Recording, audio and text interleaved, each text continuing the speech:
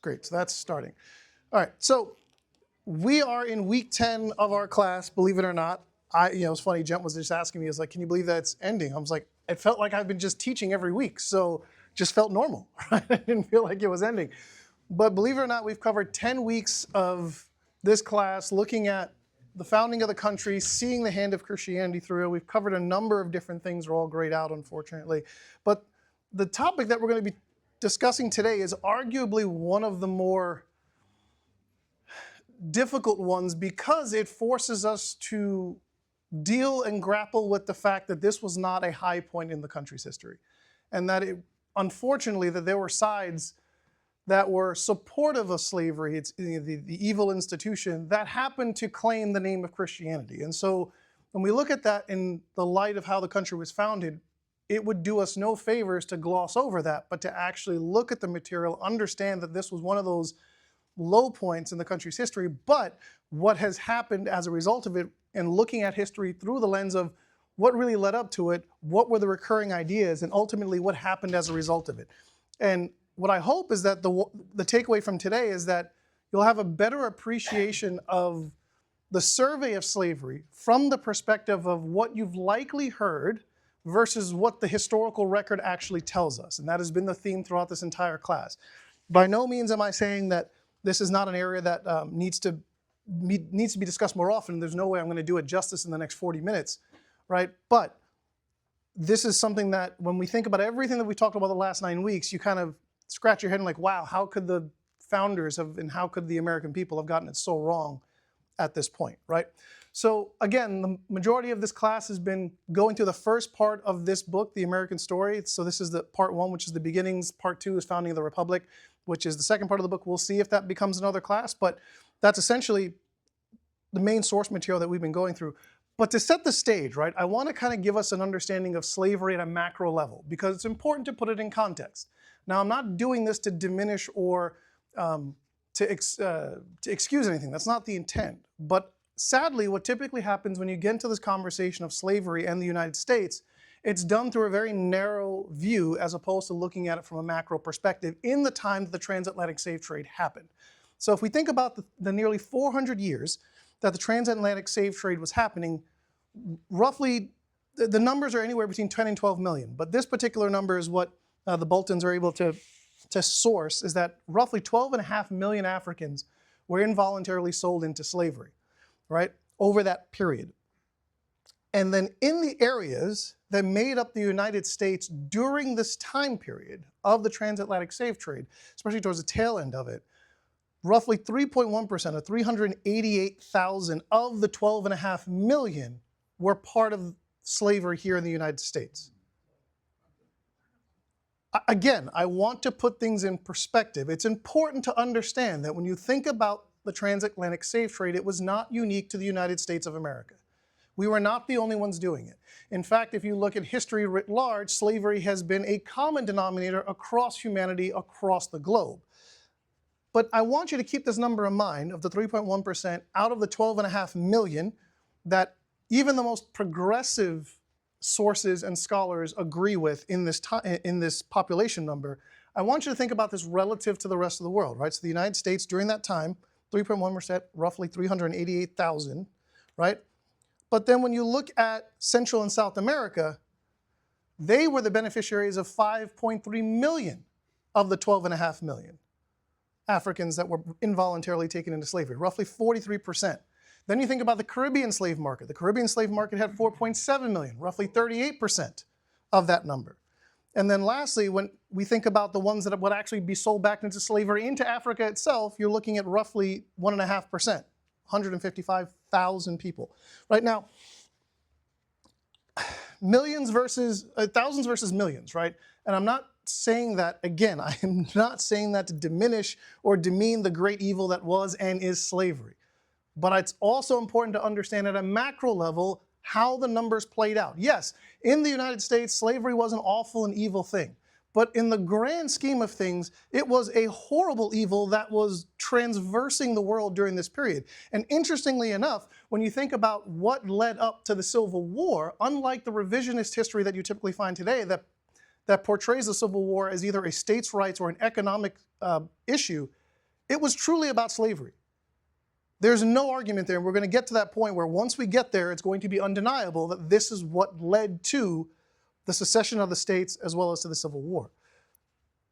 Now, the other thing that we have to understand is during this period, when we think about slavery, right? Slavery as it was engaged in through the rest of the world was remarkably different than how the New World was doing it. So the idea of indentured servitude was what you would find in the colonies and ultimately in the states. Now in the colonial era, people who wanted to come to the New World but didn't have the means to secure passage, whether it was funding or otherwise, to make the trip from Europe to the colonies, what they would do, it was akin to a loan, right? So think about it from the perspective of they would find a sponsor who was already in the colonies, and they would ask the sponsor to say, hey, would you be willing to finance or pay for my passage to the New World? In exchange, I will offer myself to you as a servant for a fixed period of time that covers the cost of my passage, at which time they would then be released from that agreement, be given a parcel of land so that they can start their own lives. That was how it was done during that time period.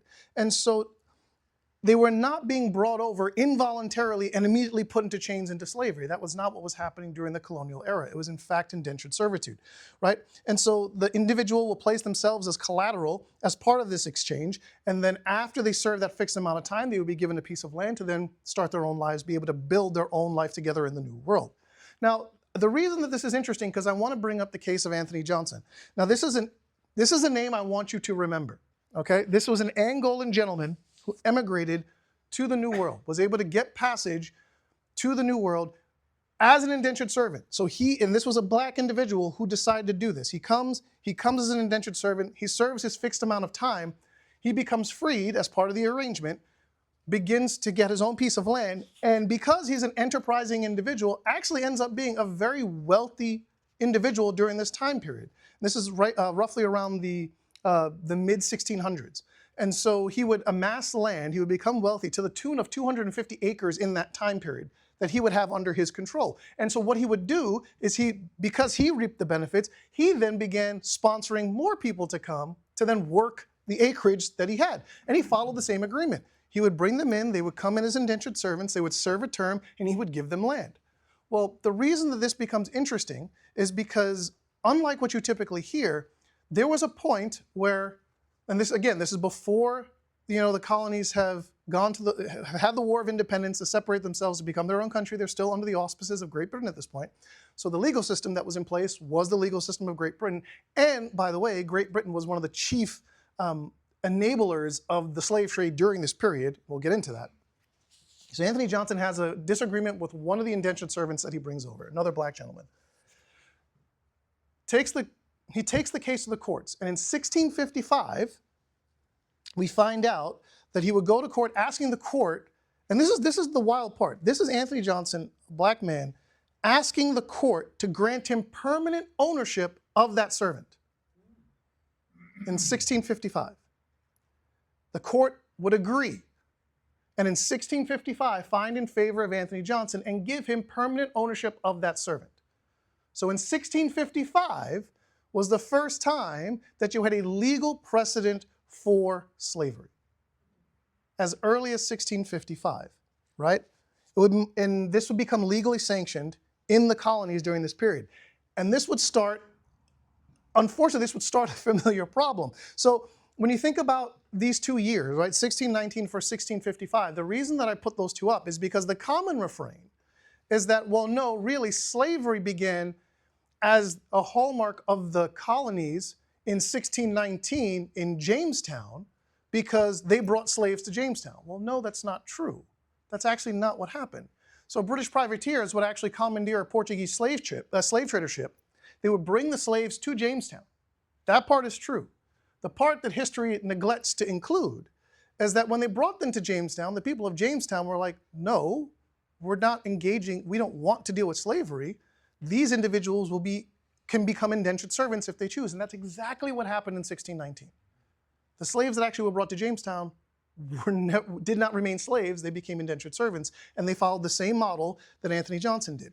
Now, in 1655, however, with Anthony Johnson, actually going to the courts and getting legal ownership of a servant is when legally sanctioned slavery actually began in the colonies. It wasn't in 1619. So when you think about the New York Times and other major progressive outlets that put forward this idea that slavery began in the United States and was part of its DNA as of 1619, that's actually historically inaccurate.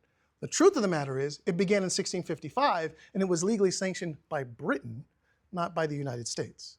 Right? So the other part that's interesting is that this wasn't a uniquely American phenomenon. Like I was talking before, the Native Americans who were in the colonies during this time, they also engaged in slavery. And especially when the slave trade started to pick up during that 400-year period, Native Americans, as a percentage of black slave ownership, actually owned more slaves than white Americans did during this period, at a higher percentage. But again, that's a number that you don't typically see spoken about, right? Now, the reason that this is important is because one of the individuals who would do a lot of analysis on this was a gentleman, a historian, a black historian by the name of Carter Woodson. And he's known as the father of black history. And the reason that this is important is that he actually did analysis and research into the census data during this period. And so he found that in the 1830s, when he was looking at the census data, so mind you, we're looking at almost 200 years after all this was going on, so now this is starting to become ingrained, that 43% of free black households in South Carolina own slaves, as did 40% of free black households in Louisiana, 26% in Mississippi, 25% in Alabama, and 20% in Georgia. Again, this idea that slavery was a uniquely European and a uniquely American institution isn't supported by the data. Now again, I'm not giving you all this information because I'm trying to diminish this. That's not my intention. My intention is, if we're going to have an honest conversation about it, then we need to have the conversation rooted in the facts. And the facts are that slaves were not uniquely held by the Europeans or the American colonialists. They were also held by free black individuals across the South at that time, before the South ended up marching towards the Civil War. And we'll get to that later in the class, right? But these things are important. So the funny thing about this last bullet, though, is when you get to the point where Lincoln, has the Emancipation Proclamation and the slaves are free, the Civil War is over, the 13th Amendment gets passed, guess who the 13th Amendment didn't apply to? Native Americans, right? Because as far as the fledgling United States was concerned, they were independent sovereign groups, right? And so the Constitution of the United States did not apply to the Native American tribes. In fact, what happened was when the 13th Amendment was passed, the black-owned slaves that the Native Americans had were not freed. They still stayed in slavery.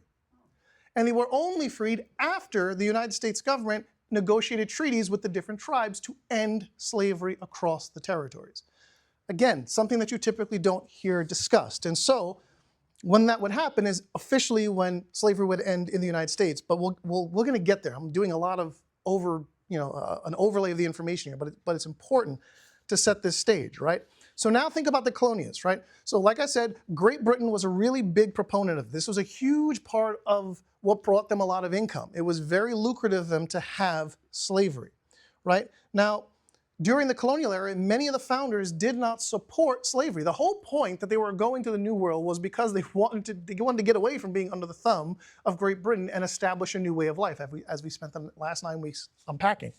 So I want you to look at this, because if you think about some of the early anti-slavery efforts that were happening during this time period, again, you typically don't hear this talked about because it's not convenient for the narrative, right? So in Pennsylvania would pass an anti-slavery law prohibiting the slave trade in 1773, okay? Now, Rhode Island, Connecticut, Massachusetts would do the same thing following the lead of Pennsylvania, because they did not like the fact that Great Britain was engaging in the slave trade. They wanted nothing to do with it. So they figured, okay, what we can do is we can pass a law here as autonomous colonies to say we're not going to do what Britain is doing. We want to ban slavery. Well, the King of Britain, right? King George III was like, yeah, that's not going to happen because you're still mine, right? They haven't broken away yet. And so the very next year, King George III would actually veto all those laws in the colonies. They say, no, we're doing slavery. You're our colonies. You will do slavery. So you don't get the ability to create your own laws that subtract you or remove you from doing this, right? Because of the sheer amount of income that the British income was getting as part of the slave trade, right? Okay, so then what, right? So Thomas Jefferson, we've talked about him quite a bit during this class. Thomas Jefferson, right, as they're drafting the Declaration of Independence, one of the grievances that were drafted as part of the Declaration actually was a denunciation of Great Britain and their engagement in the slave trade. And part of what Jefferson was saying is that they wanted to be removed from that, but the king would not let that happen. And so here's what Jefferson is writing, right? He said, he has waged a cruel war against human nature itself, violating its most sacred rights of life and liberty, sound familiar, right? In the persons of a distant people who never offended him, captivating and carrying them into slavery in another hemisphere, or to incur miserable death in their transportation thither, determined to keep open a market where men, and the reason that is capitalized, because in Jefferson's handwritten notes of the Declaration, he capitalized men and underlined it in his handwritten note, should be bought and sold. He has prostituted his negative for suppressing every legislative attempt to prohibit or to restrain this execrable commerce.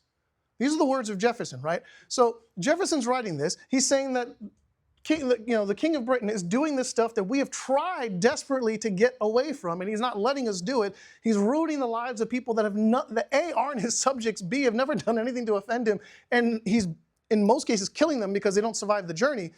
We don't want this, and this is part of the grievances that are listed in the Declaration of Independence. Unfortunately, right, and this is where the sentiment, we see this sentiment start to grow, is that in order for the Declaration to have been adopted, the wording in the Declaration says this is the unanimous declaration of the 13 colonies. So part of the agreement as they were putting this together was that all 13 colonies had to be unanimous in their agreement of the grievances that were included in the Declaration that would go to the king.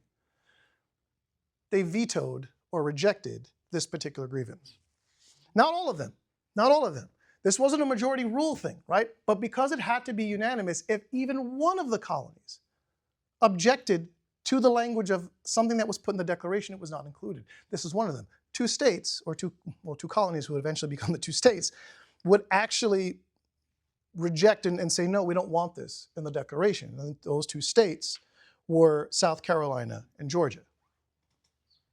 And so this is going to become important later in the story, because you start to see that even early on, that there was a thread amongst some of the founders that were like, well, you know, we're not on the same page as far as the slavery stuff is. We kind of see a benefit to it, so we don't want to put this in here right now.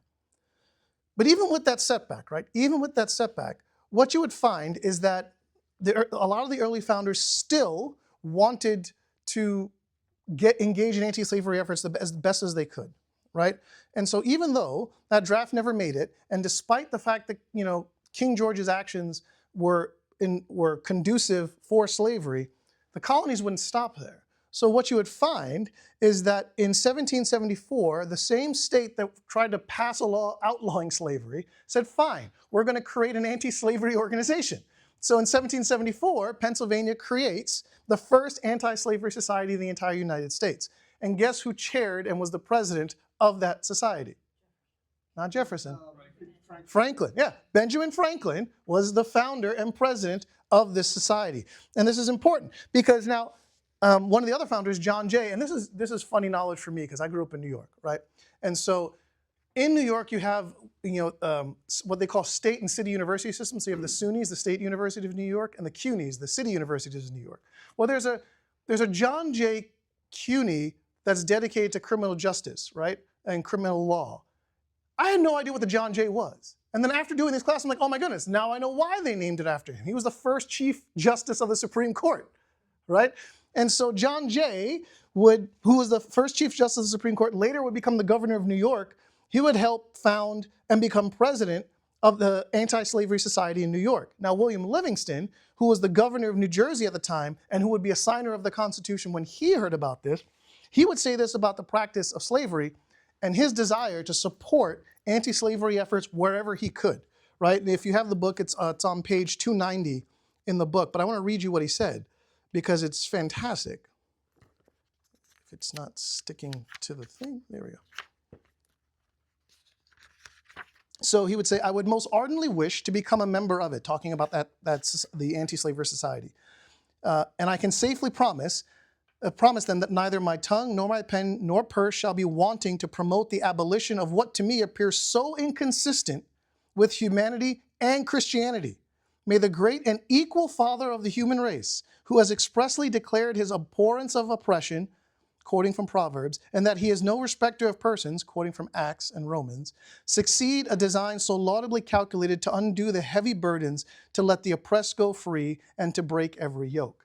Right? So this is William Livingston from Jersey saying how he wanted to be involved in this. And so following the lead of Pennsylvania, you would have Massachusetts doing the same thing, passing a law trying to abolish slavery in post-war, excuse me.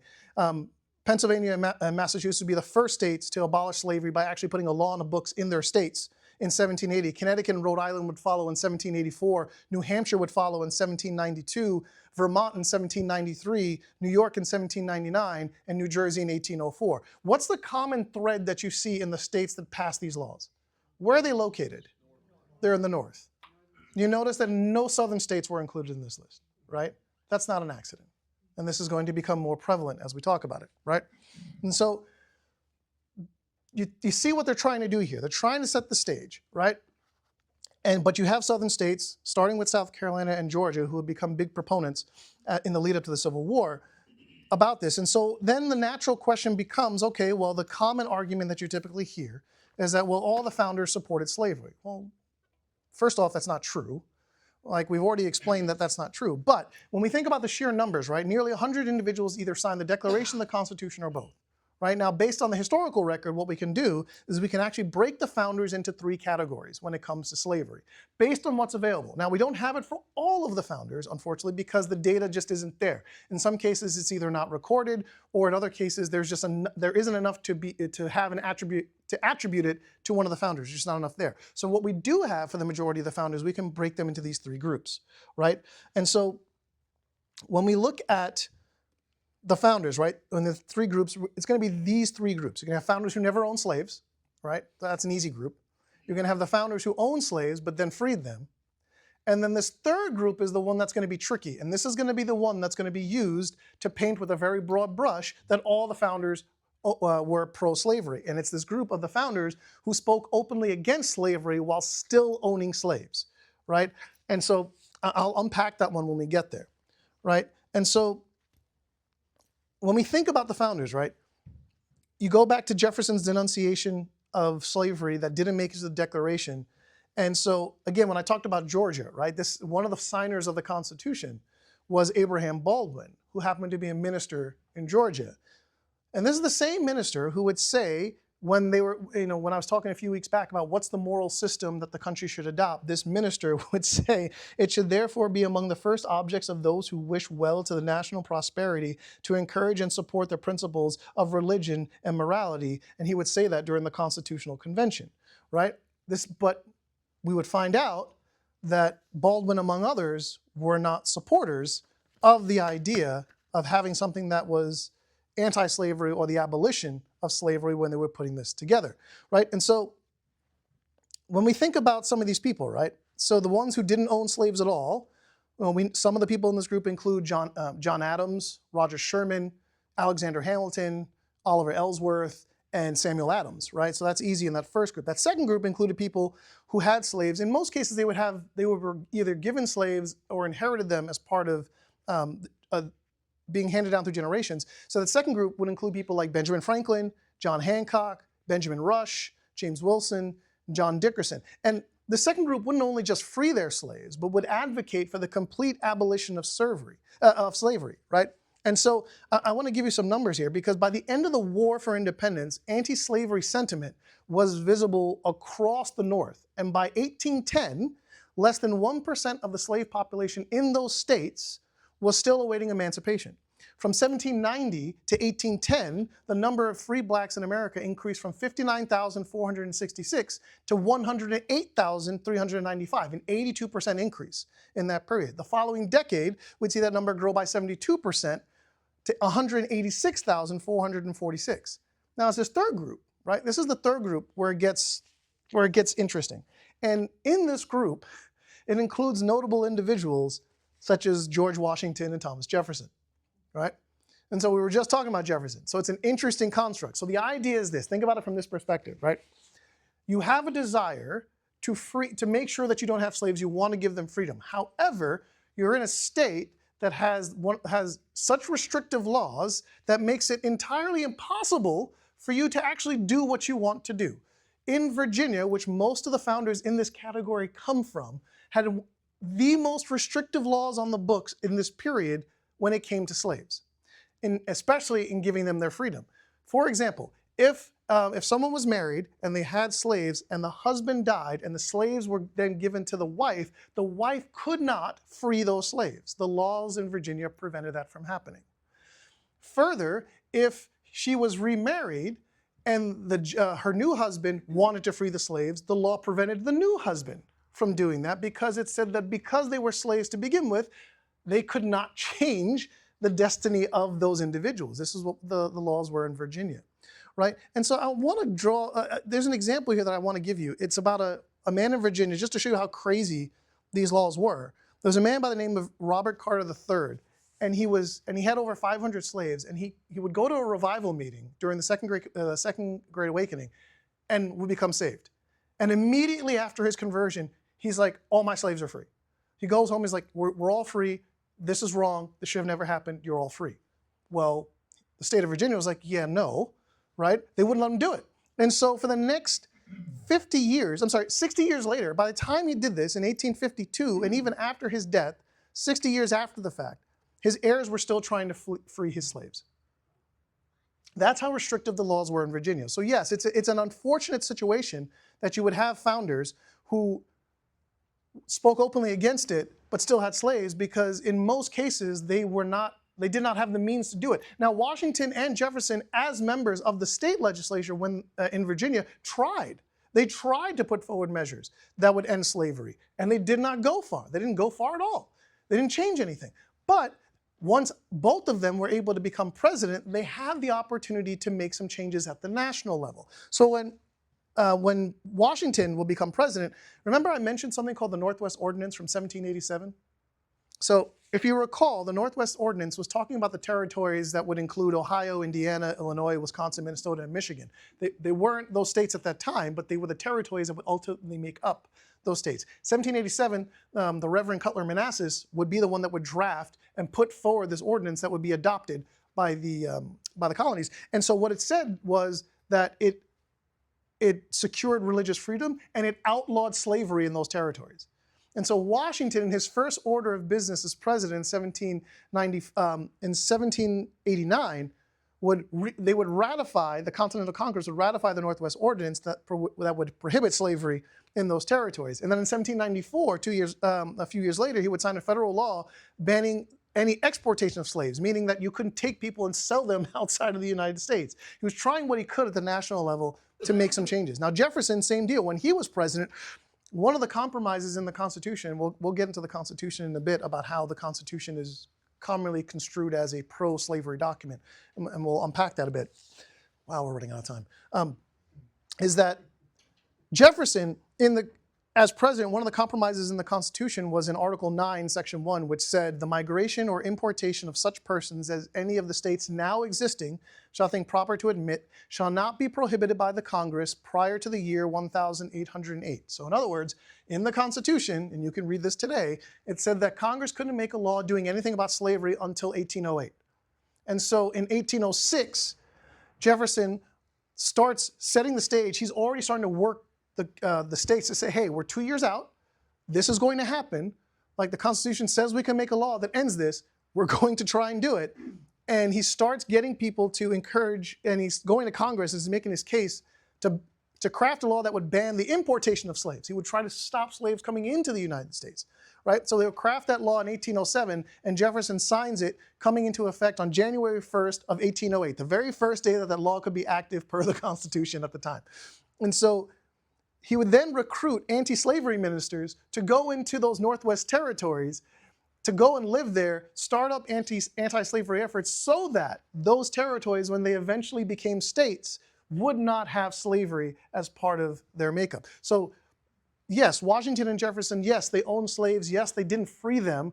However, in the opportunities that they did have to make positive changes towards the abolition of slavery, they took every opportunity to do that.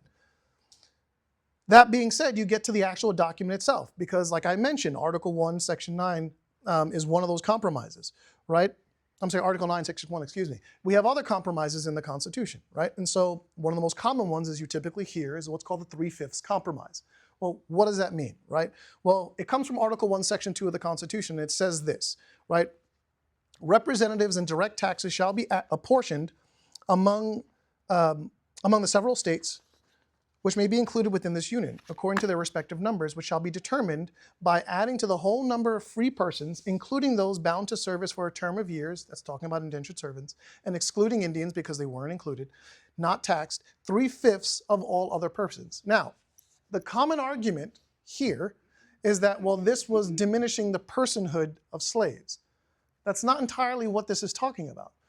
Remember what I said about in the Constitutional Convention, you had certain founders, especially when you think about the Declaration of Independence, who weren't on the same page when it came to slavery. Well, think about it this way. If representation was based on pure population, and you have slaveholding states like the states in the South, where if you counted their slaves as part of the population, what would happen in terms of overall representation? It would be imbalanced. The southern states would wield significant more control in Congress as well as in the Electoral College. The founders, the northern founders, the founders that were against slavery, understood that we couldn't let this happen. We have to find a way to end this. So the reason that they put this in was to blunt the power of southern states from being able to essentially be a majority power over the rest of the country because of the fact that they had an exponential population advantage because of slavery. This was never meant to say that slaves were less than or not enough or weren't equal. That was never the intention when the founders were putting this in the Constitution. They did this to blunt the effects that slaveholding states would have in their power over the broader country. Because think about it this way, if they had control, right, and we've seen this throughout our history, I'm not talking about from a slave perspective, but when we think about all three levers of government being dominated by a particular political party, that political party tends to wield its influence in its laws, right? Because it controls all three levers of government, right? It's the same, this is the entire idea that the founders were trying to fight against, right? And so by doing this, it was strategic, it was less than ideal, but it was strategic, in terms of the compromise to ensure that the southern states couldn't push pro-slavery laws and policies on the country. Now, what I love about this is because one of the earliest rebuttals to this idea of the Constitution being pro-slavery was from none other than Frederick Douglass. Show of hands, or anyone who know? Yep. Okay, good. I would hope so. Good. Because they do talk about Frederick Douglass. It's one of the common things they talk about. He was born into slavery in 1818. He would escape and go to New York in 1838. And then during that time period, he would learn to read and study under an abolitionist by the name of William Lloyd Garrison. Problem is, Garrison believed that the Constitution was a pro-slavery document and taught from this perspective that the reason that this was put in is because the founders wanted slavery. And so Douglass agreed with this for a time. And he would speak about it, he would write about it, but then he was compelled to okay, well, this is what I've been told. I want to understand this for myself, because as someone who didn't have the ability to go to school or be educated, once he had the ability to read, he became a voracious, researcher. So he's like, I want to do this for myself. I'm going to read the Constitution. He hadn't read the Constitution by this point. And this is the other thing about Douglass. I want to read about the people who wrote about the Constitution during that period so I understand why they wrote what they wrote. And so I want you to hear what Frederick Douglass says in his own words after he's done an analysis on the Constitution and of doing the writings during that period. It's in 299 of this book. And the quotes are fantastic. This is Frederick Douglass, former slave, who would become an abolitionist, right? And so he would say this. He goes, I was on the anti-slavery question, fully committed to the doctrine touching the pro-slavery character of the Constitution. I advocated it with pen and tongue according to the best of my ability. Upon a reconsideration of the whole subject, I became convinced that the Constitution of the United States not only contained no guarantees in favor of slavery, but on the contrary, it is in its letter and spirit an anti-slavery instrument, demanding the abolition of slavery as a condition of its own existence as the supreme law of the land. Here was a radical change in my opinions. If the Constitution were intended to be, by its framers and adopters, a slave-holding instrument, why neither slavery, slaveholding, nor slave can anywhere be found in it? Now take the Constitution according to its plain reading, and I defy the presentation of a single pro-slavery clause in it. On the other hand, it will be found to contain principles and purposes entirely hostile to the existence of slavery. Frederick Douglass writing about it from the perspective of having read the entire Constitution and reading of the writings of the folks from that time period. And he would then go on to become one of the most ardent proponents for pushing against slavery, as well as pushing against some of the other political factions during that time period, which we're going to try and get to in the next 10 minutes, right? And so you have this within the Constitution, right? And so it's not meant to be seen as other than it was really done to prevent the southern states from being able to wield undue influence and power over Congress and the Electoral College. But unfortunately, even with what Frederick Douglass was doing and others, including a lot of religious and clergymen who were openly advocating for the abolition of slavery, you get to the 1830s, and a number of Americans were really beginning to reject the view that the founders had, that slavery was an evil to be abolished, right? And so you get to a point where in 1833, all these different anti-slavery organizations have been developed. You finally have the first national anti-slavery society that gets developed in 1833, called the American Anti-Slavery Society. Now, their charter, right, of why they were founded and what they were going to do, they minced no words in what they intended in telling the American people. Page 300 of the book, it says this: with entire confidence in the overruling justice of God, we plant ourselves upon the Declaration of Independence and the truths of divine revelation as upon the everlasting rock. We shall organize anti-slavery societies, if possible, in every city, town, and village in our land. We shall send forth agents to lift up the voice of remonstrance, of warning, of entreaty, and rebuke. We shall circulate unsparingly and extensively anti-slavery tracts and periodicals. We shall enlist the pulpit and the press in the cause of the suffering. We shall spare no exertions nor means to bring the whole nation to speedy repentance. And so this national society was all about what they were trying to do. And what was amazing about this society is that a third of its members were clergy that made up this national society. And so when you look at this, right, when you look at this in terms of what they were doing, you get to a point, right, where this would lead to, of course, what they were doing, this would lead to major divisions across Christian denominations across regional lines. So denominations in the north, so Presbyterians, you name your denomination, right? Between the north and the south would start to split over this idea of slavery. The denominations in the north understood and agreed that slavery was wrong, while the denominations in the south were like, no, slavery is a good thing. And so they would actually fracture over this belief and would have regional conflict from the view of slavery. And then in the 1820s, right, you actually had national congressional Democrats that were pushing for the passage of pro-slavery laws and would repeatedly endorse this practice on the national Democratic platform across multiple years, right? And so you get to the 1840s, right, and so churches are splitting over the biblical misinterpretation of slavery. And here's the thing that is wild to me, because what you hear today is that, well, and I'm going to get a little political, that's not, it's necessary, but for the purpose of the context, you typically hear the argument today that Democrats, the modern day Democrats, are the party that got rid of slavery. That's not true. That's not true at all. In fact, the whole reason that the Republican Party was founded was directly in response to fighting slavery. That's why they were founded. So during this time, like in the 1820s, you had national Democrats who were trying to do this. A lot of Americans disagree with that position. So you had these two other parties. You had what was called the Whigs and what was called the Free Soil Party. What they ended up doing was the Whigs and the Free Soil Party joined with a small group, and when I say small, I mean very small group of anti-slavery Democrats to form a new party.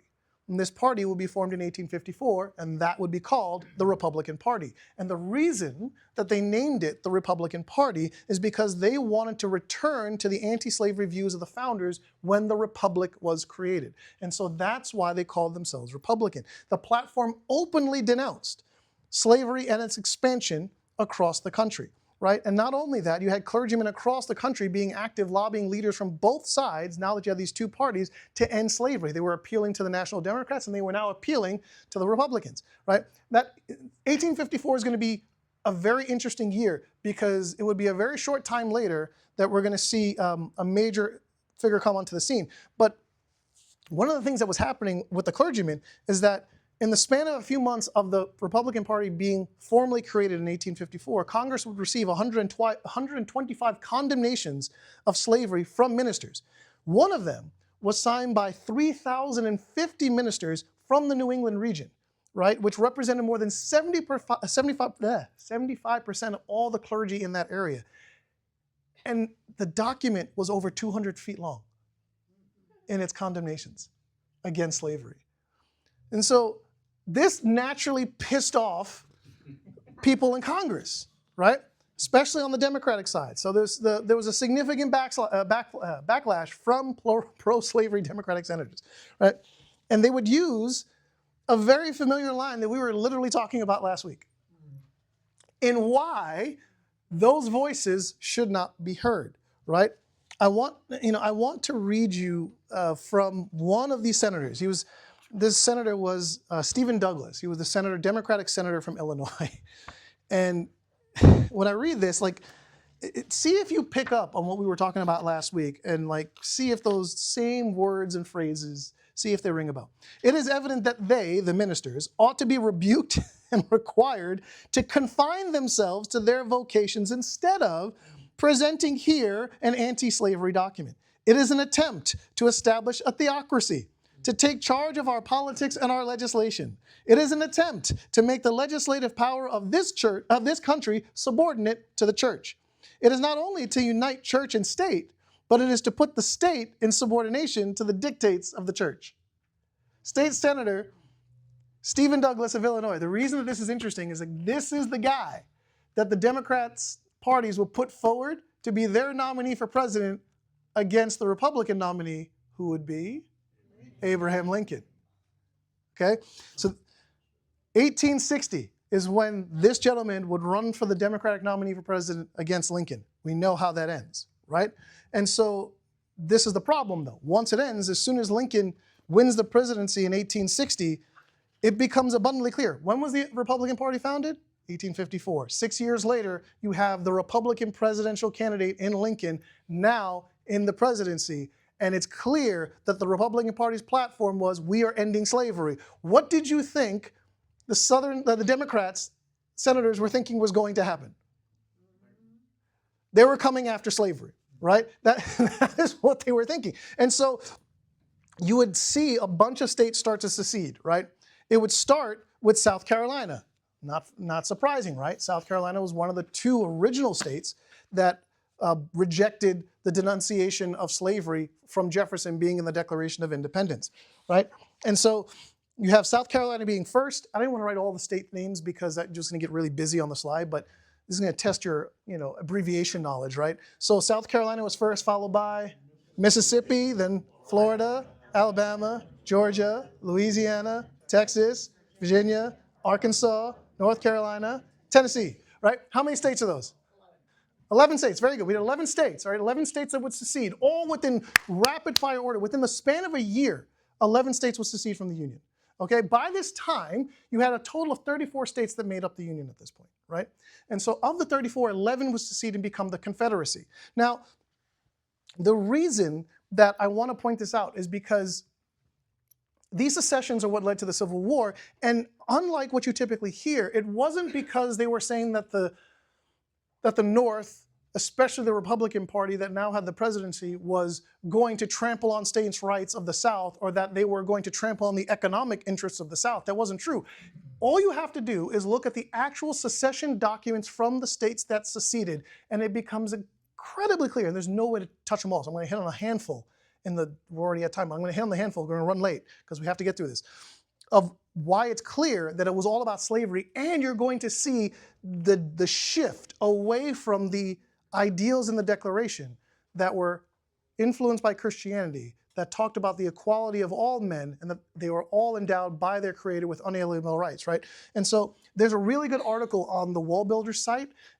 It's called Confronting Civil War Revisionism, Why the South Went to War. They have all the information there in that article, including excerpts from all the different cessation documents.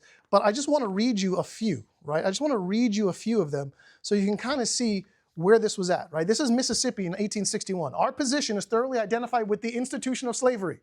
The greatest material interest of the world, a blow at slavery is a blow at commerce and civilization. That blow has been long aimed at the institution and was at the point of reaching its consummation. There was no choice left us but submission to the mandates of abolition or a dissolution of the Union, whose principles had been subverted to work out our ruin. This is Mississippi in their cessation document of why they would leave the Union in 1861. And then continuing, they would say, it advocates Negro equality socially and politically. We must either submit to degradation, catch that word, okay? In line with what they just said. We must either submit to degradation and to the loss of property, meaning their slaves, worth $4 billion of money, or we must secede from the Union framed by our fathers to secure this, as well as every other species of property. Mississippi did not mince words in their cessation document. Right? Not only did they view slavery as a core part of what made them Mississippi, they felt it was a degradation to even consider the idea that all men were created equal, that their slaves could be considered equal to them. This was Mississippi, right? Well, look at Georgia. A brief history of the rise and progress and policy of anti-slavery and the political organization into whose hands the administration of the federal government has been committed will fully justify the pronounced verdict of the people of Georgia, which was to secede. The party of Lincoln, called the Republican Party under its present name and organization, is of recent origin.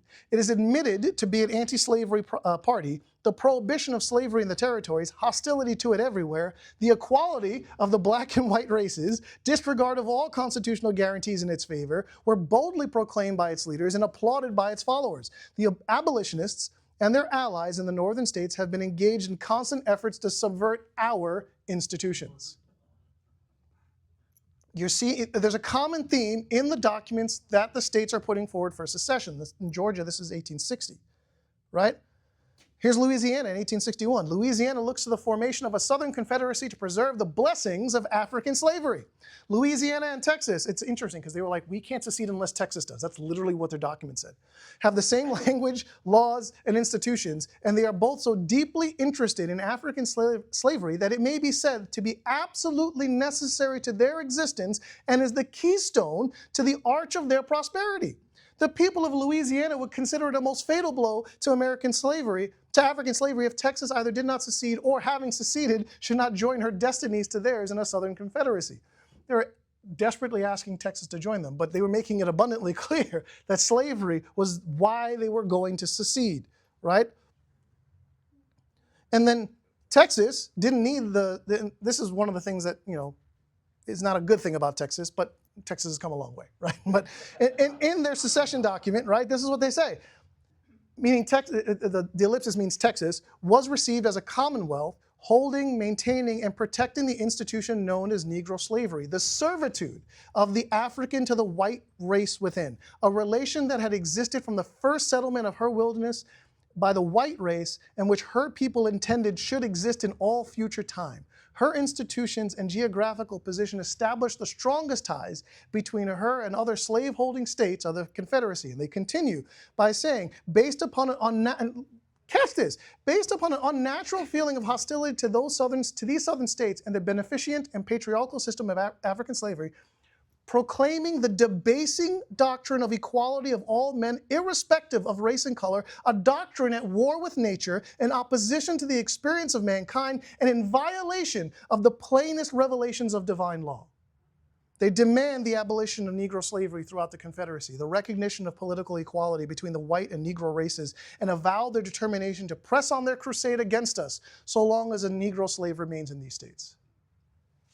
That's Texas, right? It's just...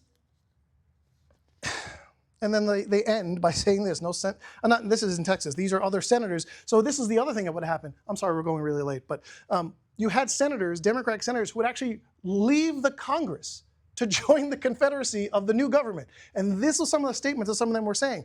They would say, no sentiment is more insulting or more hostile to our domestic tranquility, to our social order and our social existence than is contained in the declaration that our Negroes are entitled to liberty and equality with the white man.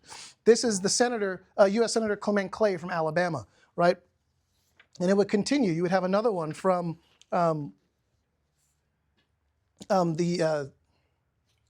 from, oh my goodness, who's the other guy here?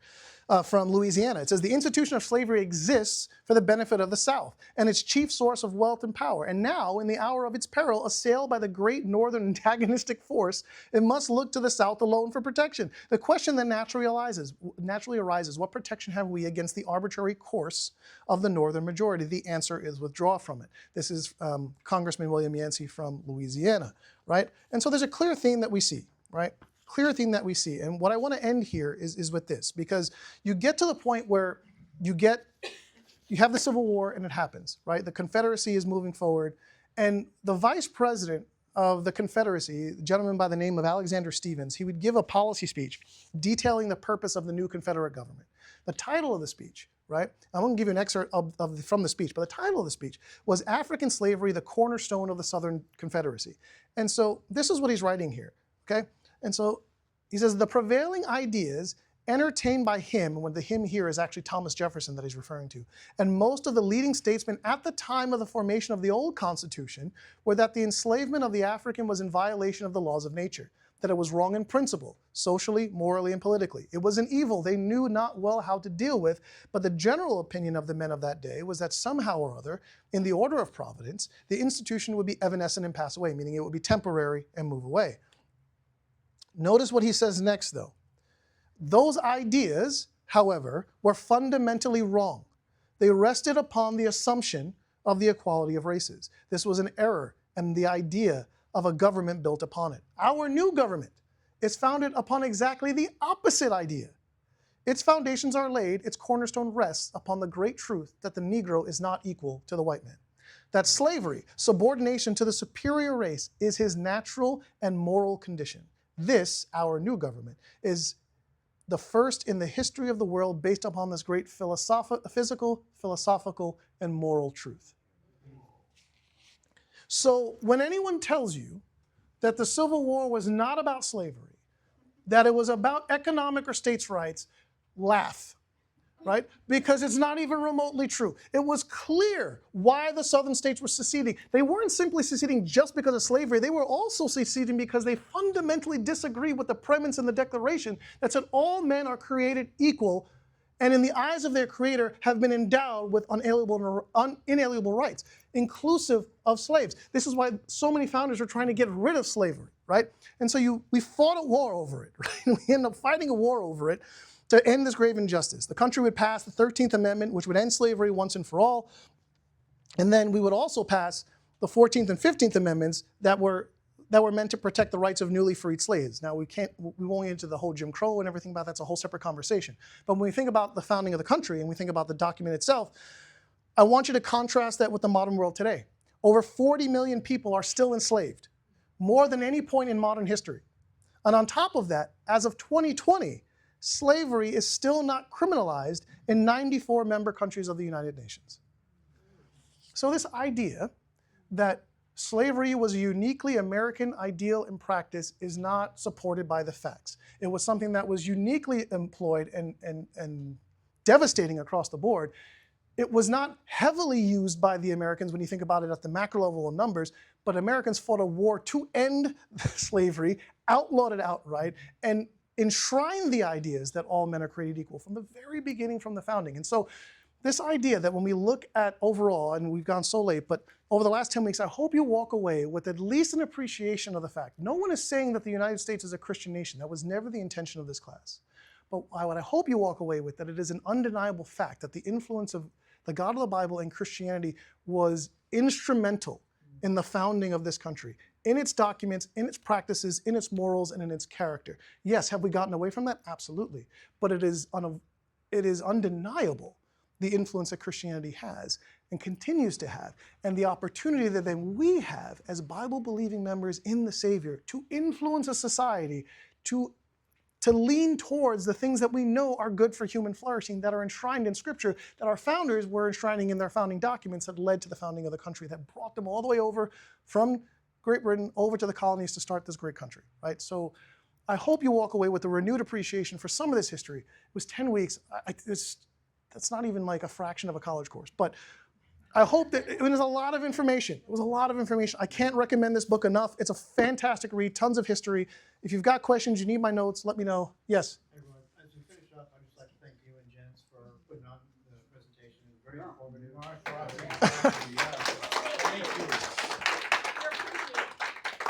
I appreciate that. Thank you. Let me close this here because we're already super late. So Father in heaven, thank you again for the time. Thank you for the opportunity to spend, to review these things. Lord, we thank you that, as we've said throughout these weeks, that this history is yours. It's your story. And so the fact that we can reflect on this wonderful country that you've blessed and the opportunities that we have, Lord, let it stoke a fire in us to find those opportunities to be salt and light to this world, to draw people to you so that they could see that the solution to the aches of their hearts rests in Jesus, and that the gospel is what they need more than anything else. And so we pray that you would help us to do that. We love you and we thank you. We pray this in Jesus' name. Amen.